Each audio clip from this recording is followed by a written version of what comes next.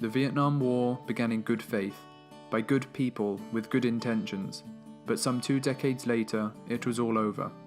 For the Vietnamese, it was not a war about communism, it was a war for independence, a war for Vietnam. But a combination of American overconfidence, Cold War tensions, and imperialist tendencies the Americans had previously fought so hard against, made the war in Vietnam one of America's darkest pages in its short but dense history.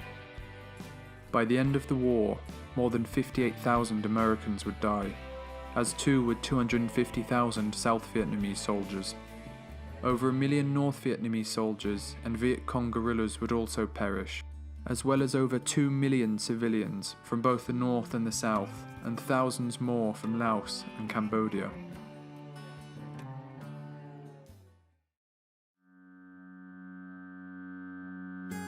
The French conquest of Indochina began in 1858. They boasted about bringing their civilization to Vietnam, beginning the construction of roads and bridges, but the Vietnamese did not take well to their French colonizers, just as they hadn't to earlier invasions by the Chinese. The French were the enemy and the Vietnamese people's struggle for independence. In 1919, at the end of the Great War, American President Woodrow Wilson went to Paris to help rebuild a new world and advocated for the independence of colonized nations.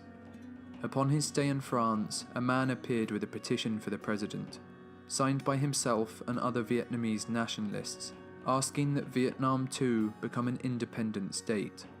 The president's secretary promised to show it to Wilson, but there is no evidence he ever did. Throughout his career, this man would go by some 70 names, but eventually settle for the most enlightened one, Ho Chi Minh. After taking part in a demonstration against a puppet emperor, Ho Chi Minh was marked for arrest and fled Vietnam in 1911, remaining in exile for 30 years. When he discovered the anti-colonial writings of Lenin, he became a communist. His fuel was for an independent Vietnam.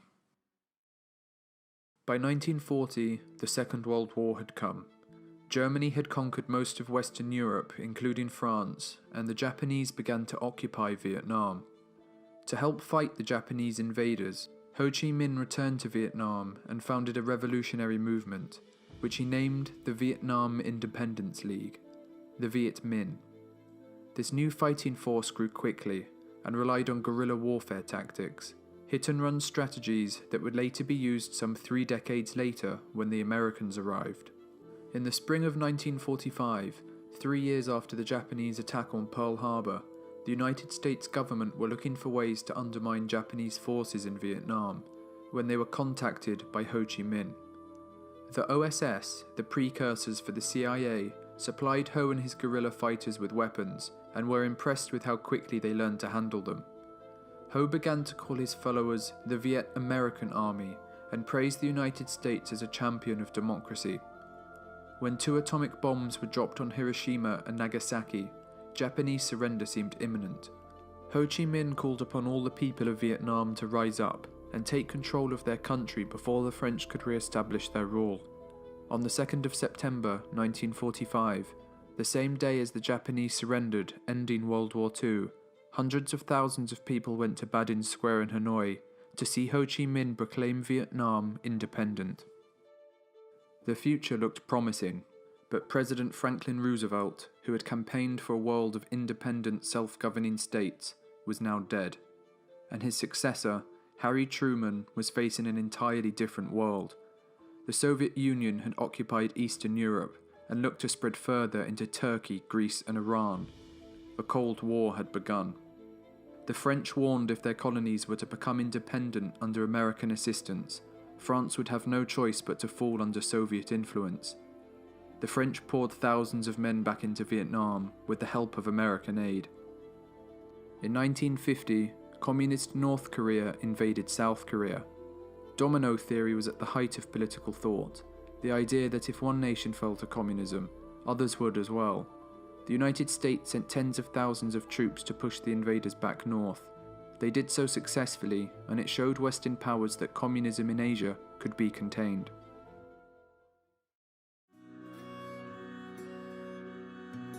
By 1953, with the help of American aid, the French had been fighting for 7 years in Vietnam and had suffered more than 100,000 casualties. French platoons would be ambushed, trains blown up, roads blocked, all for them to be ambushed again. The Viet Minh supplied by the Soviets and Chinese were a force to be reckoned with. The French were demoralised, and so proposed to begin talks to end the fighting. Before the talks began, however, both sides tried to enforce their military positioning. The French set up a fortified base in Dien Bien Phu, believing any altercation would result in a French victory. So confident, in fact, they saw no need to worry about the jungle-covered hills that overlooked their 11,000 men. 50,000 Vietnamese soldiers then surrounded the valley, and their heavy artillery began to fire. The French were trapped. After 55 days of brutal attack, the French surrendered, having lost 8,000 troops. After 100 years of colonial rule, the French were leaving. This decisive victory for the Viet Minh installed a belief that they could fight a great Western power and win. An armistice was then signed, splitting Vietnam into two parts along the 17th parallel, separated by a demilitarized zone. Civilians had 300 days to relocate to their preferred destination, and so 900,000 refugees fled to the south, seeking a life free from communism. The South would become known as the Republic of Vietnam, with Diem as its president in the capital of Saigon and protected by the Army of the Republic of Vietnam, the ARVN.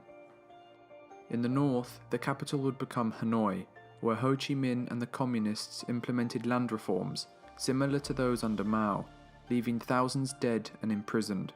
The Viet Cong and their leaders were willing to break the peace, to head south along what would soon be called the Ho Chi Minh Trail and fight for a united Vietnam.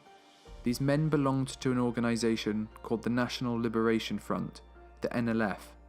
The armed wing of the organisation was called the People's Liberation Armed Forces, but the US and its allies gave them a more disparaging name: Communist Traitors to the Nation, the Viet Cong.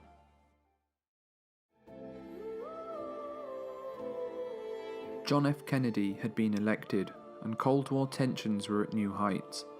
The lessons from the Second World War were on every policymaker's mind. Aggressive dictatorships needed to be stopped before they constituted a serious danger to the peace of the world. A growing number of critics complained at Kennedy's leniency. He had failed to stop the construction of the Berlin Wall, and communism was spreading in Laos and Cambodia. So when time came for Vietnam, he couldn't be seen to do nothing. Kennedy's advisors insisted he should send ground troops into Vietnam to help the South push back the Viet Cong.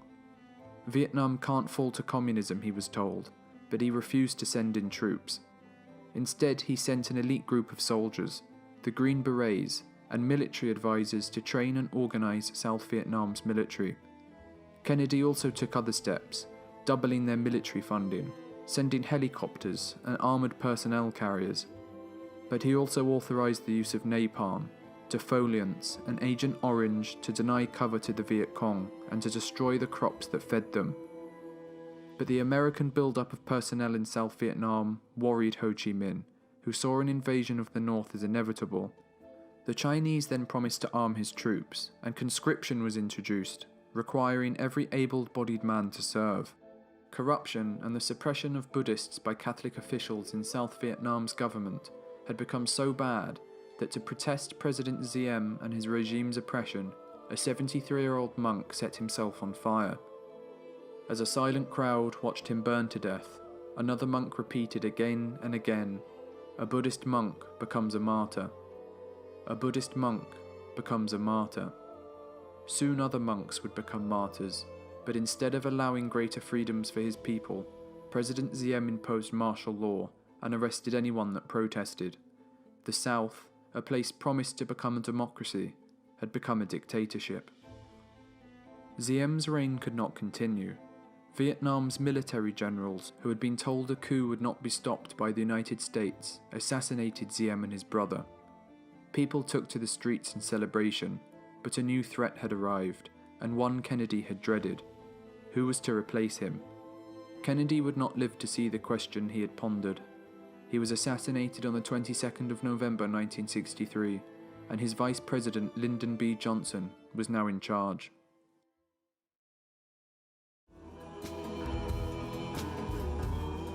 Fearing it would make a bad situation worse, Johnson had opposed the coup that overthrew Diem, and it had. With Diem gone, the Viet Cong saw an opportunity, and began to carry out attacks throughout the countryside. A new power struggle began in the south. Between January 1964 and June 1965, there would be 8 different governments. Coup after coup left the government in ruins. As the USS Maddox slowly moved through the Gulf, after issuing warning shots, it came under fire from a North Vietnamese torpedo squadron. Ho Chi Minh was shocked to hear of his Navy's attack, and the officer on duty was removed for impulsiveness. Ho Chi Minh demanded to know who gave the order to attack, but there are still disagreements to this day on who did. Back in Washington, the Joint Chiefs of Staff urged retaliation against Vietnam, but Johnson again refused. A second attack would have to happen to justify retaliation, Johnson argued, but no second attack ever did. Instead, sonar operators convinced themselves an attack from the North Vietnamese had probably occurred. The attack was probable but not certain, Johnson was told, and since it had probably happened, it shouldn't be left unanswered. American pilots were sent to attack North Vietnamese torpedo boat installations and oil facilities. For the first time, American pilots dropped bombs on Vietnam. The non-existent second attack allowed Congress to pass the Gulf of Tonkin Resolution, granting the President authority to assist any Southeast Asian country threatened by communist aggression, and gave Johnson the legal justification to deploy US forces in Vietnam. In retaliation, North Viet Cong guerrillas shelled the American air base near Saigon, killing 5 Americans and destroying 5 B-57 bombers. Advisors again suggested to Johnson he should place troops on the ground and carry out an air attack on targets in the north, but he refused to send ground troops. The Viet Cong then struck an American helicopter base at Pleiku, killing 8 advisors and wounding hundreds more, and later blowing up a hotel, killing 23 Americans. Hoping to bomb them into surrender, Johnson responded on March 2, 1965, systematically bombarding targets, codenamed Operation Rolling Thunder. The president had changed his policy from retaliatory bombing to an all-out attack, something that was kept from the public. The American people couldn't know he had widened the war. Viet Cong attacks continued, but America couldn't leave. They were too heavily invested, and a withdrawal would make them look weak. So in March 1965, Johnson took the action he had avoided for so long. He was putting ground troops in Vietnam. It was no longer a fight against communism, as Pentagon papers later revealed. It was to avoid humiliation.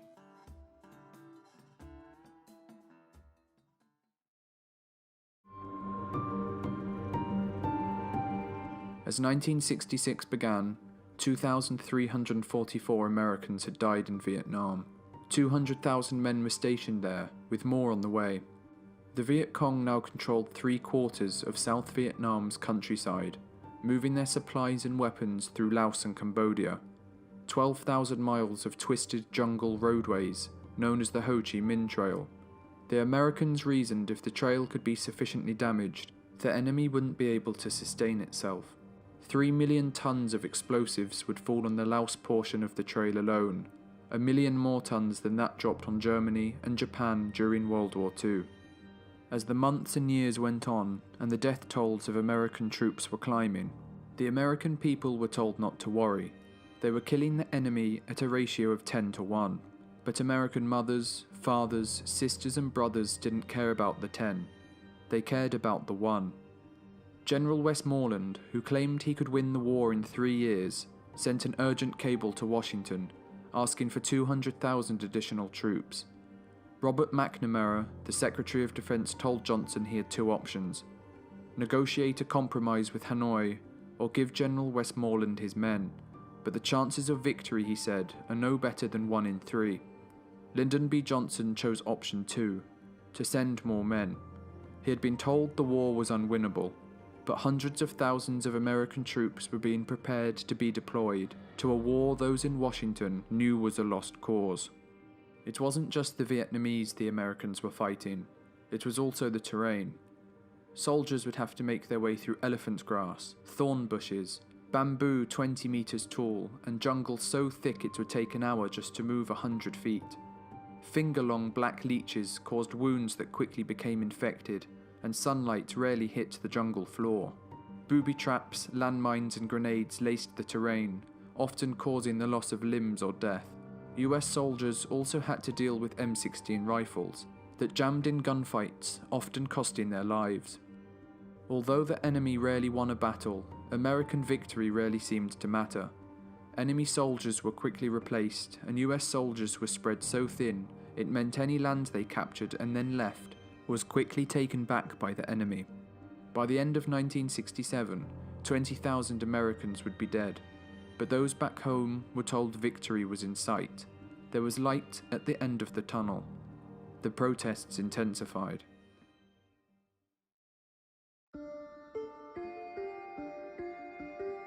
At the beginning of 1968, 500,000 US troops were in Vietnam, and American leaders promised victory was in sight. But the North Vietnamese Army and Viet Cong were planning the general offensive. Scores of coordinated attacks of South Vietnamese towns and cities, and with Saigon defeated, it would leave the Americans with no choice but to withdraw. The date chosen for the attack was January 31st, the first day of the Vietnamese Lunar New Year celebration, known as Tet. Advance and we will achieve total victory, Ho Chi Minh told his soldiers. By January 30th, a 36-hour truce for Tet was in effect, and thousands of ARVN troops had gone home for the holiday. The next day, 84,000 Viet Cong guerrillas and North Vietnamese soldiers attacked 36 of South Vietnam's 44 provincial capitals, dozens of American and ARVN military bases, and the 6 largest cities in the country, including Hue, Da Nang and Saigon. But as the fighting raged on, the plan the Viet Cong and NVA had put in place was not going well. South Vietnamese soldiers and US troops were inflicting significant casualties upon them, and this would continue throughout the battle. For the first time, the US soldiers could see what they were fighting. The Viet Cong were in the streets rather than in the bushes, and in the buildings rather than hidden in the trees. The Viet Cong were now playing America's game, the game America was best at. After months of fighting, the Viet Cong were pushed back. Johnson claimed the Tet Offensive was a devastating defeat for the Communists. Of the 84,000 enemy troops that took part in the Tet Offensive, 58,000 were killed, wounded or captured. It was an overwhelming victory for America and the ARVN. The Vietnam War was the first television war, in which on-site coverage from the front lines was brought into the American living room. The public had been told up to the Tet Offensive the war was nearly over. The North Vietnamese were so ground down that victory was in sight. So when the offensive was launched, it contradicted what the American people had been told, and it broke their trust in the government. Protesters took to the streets. On March 31st, 1968, Johnson spoke to the nation on television. He announced the US was to stop bombing North Vietnam in the hopes to get them to the negotiating table. He also said he would not run for re-election. It stunned the nation. He would begin to focus his efforts on achieving peace. Martin Luther King was then assassinated, and protesters again took to the streets. The nation hadn't been this divided since the Civil War. To make matters worse, as Robert Kennedy ran for president and campaigned to bring the war to an end, in June, he too, just like his brother, was assassinated. The nation was torn apart.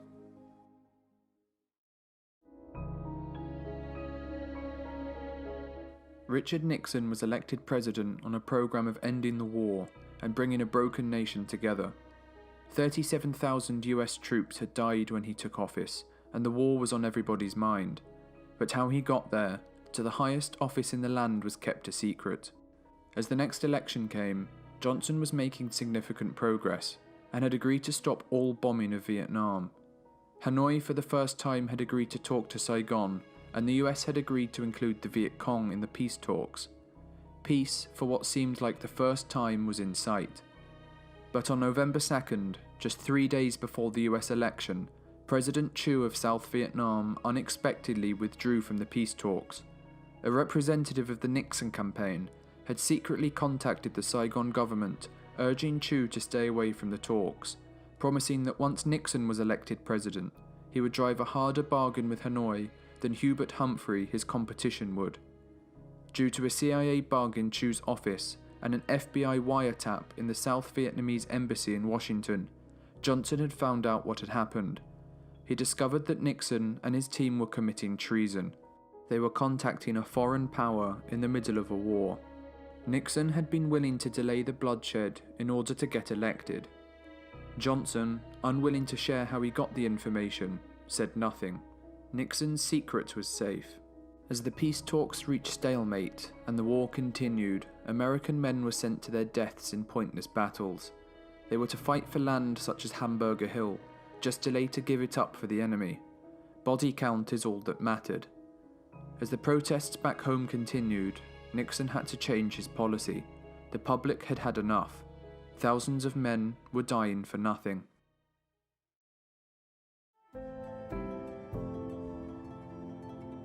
A policy of Vietnamization was to take place. ARVN troops would gradually take on more and more responsibility, and American troops would start coming home. The Americans began training the ARVN, sending more than 1 million M16 rifles, 40,000 grenade launchers, and thousands of vehicles. Both American and South Vietnamese officials knew, if America couldn't win with 500,000 of its own troops, South Vietnam by itself stood no chance. Publicly, Nixon claimed the campaign to be a great success. On September 2nd, 1969, the 24th anniversary of Ho Chi Minh's declaration of Vietnam's independence, Ho Chi Minh passed away. For America, although military victories increased and casualty figures fell, anti-war sentiment had still grown. When the public found out in the small village of My Lai, American soldiers had slaughtered more than 500 innocent men, women and children, protests and anti-war sentiment reached new heights. Hundreds of thousands of people across the country took to the streets. 4 students were killed at Kent State and another 2 at Jackson State University. With negotiations at stalemate, Nixon began a bombing campaign around Hanoi. Remembered as the Christmas bombing, 1,600 civilians were killed. On December 26, Hanoi agreed to return to negotiations. It would take them just 6 days to reach a final agreement. America had bombed them into accepting a deal. Prisoners of war were to be released, and American troops were to withdraw from Vietnam.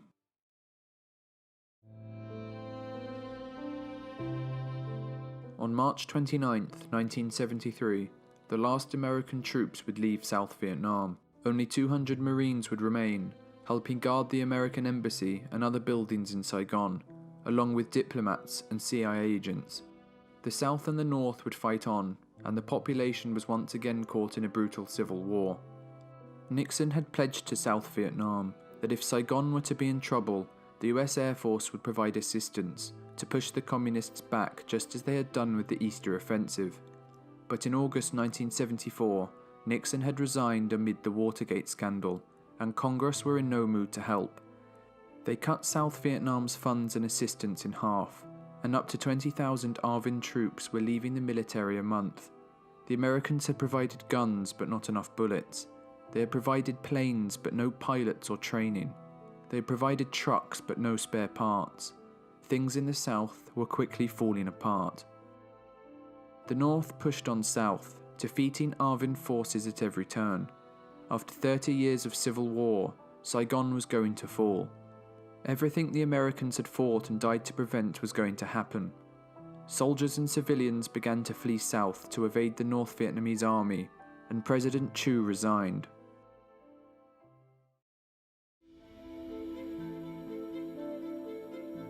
On April 29th, the invasion of Saigon began. It was time to evacuate. Helicopters would pick up groups of people and ferry them to aircraft carriers and ships, then to return to pick up more. When the ships were full and to prevent more from coming, helicopters were pushed into the ocean. The South surrendered to stop further bloodshed. Many were sent to re-education camps for upwards of 10 years. Arvin graveyards were bulldozed or padlocked, and every effort was made to wipe away the memory of South Vietnam's regime. The Vietnamese, after 30 years of war, 2 million deaths, millions of refugees and villages destroyed, were finally united under one communist nation. With Soviet help, Vietnam would be turned into a new socialist system. Agriculture was collectivized, capitalism was abolished, industry was nationalized, and planners were appointed to run it all along strict communist lines. The result was economic catastrophe. The standard of living fell and people starved. 1.5 million people would eventually flee, with 400,000 making it to America.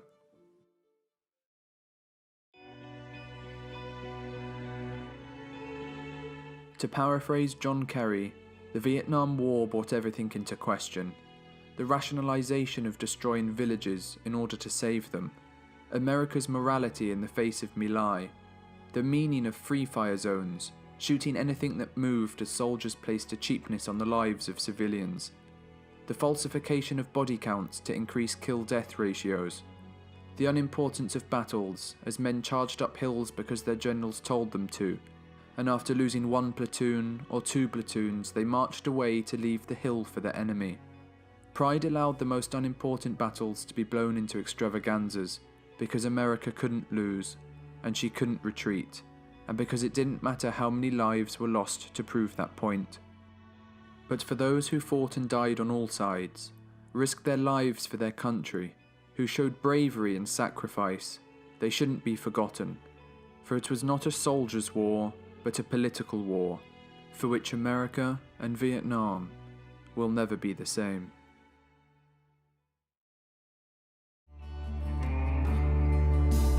Plant a flag and make a stand, and build a fence around your land, but by and by the stones will crumble down. Spend your life for what it's worth, but one day you'll return to earth and leave your DNA above the ground.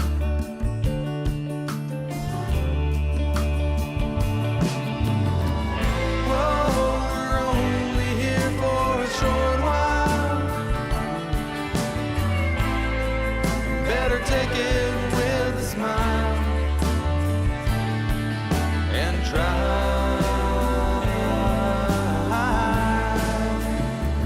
Take it all in stride.